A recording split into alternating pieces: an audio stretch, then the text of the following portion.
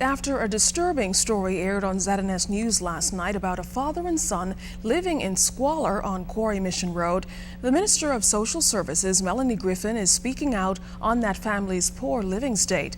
Griffin said the Stirrup family did not spend the night in their dilapidated home.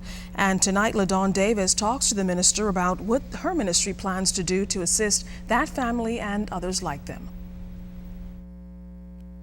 You have some families where there were people, 2, 3 people employed, now none.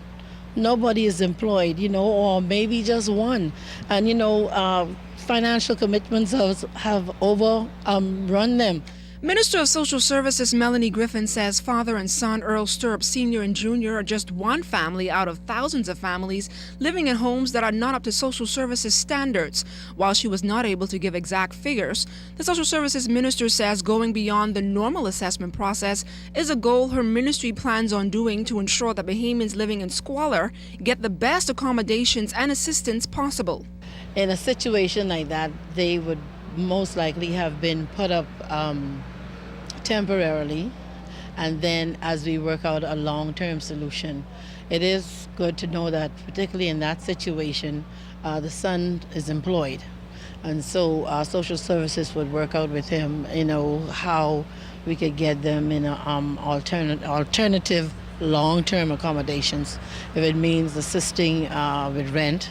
When it comes to home repairs, demolition, and rebuilding for senior citizens like 74-year-old Earl Stirrup Sr., Mrs. Griffin says there is a new small house repairs program currently being implemented. The government itself, through its urban renewal program, will also have a small house repairs program that will assist persons who at this time their houses,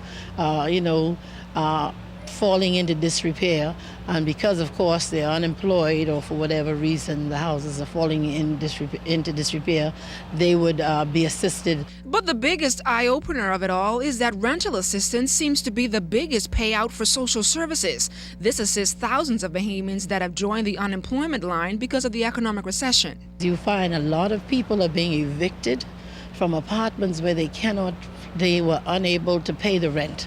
And some landlords have extended themselves, and they've been very, very helpful as far as they could. But of course, they too have their own financial commitments, and so it gets to a certain point, yes, where they have to evict people. The Social Services Minister says her ministry will continue to assist Bahamians to meet the requirements that will enable them to live in peace and comfort. LaDawn Davis, ZNS News.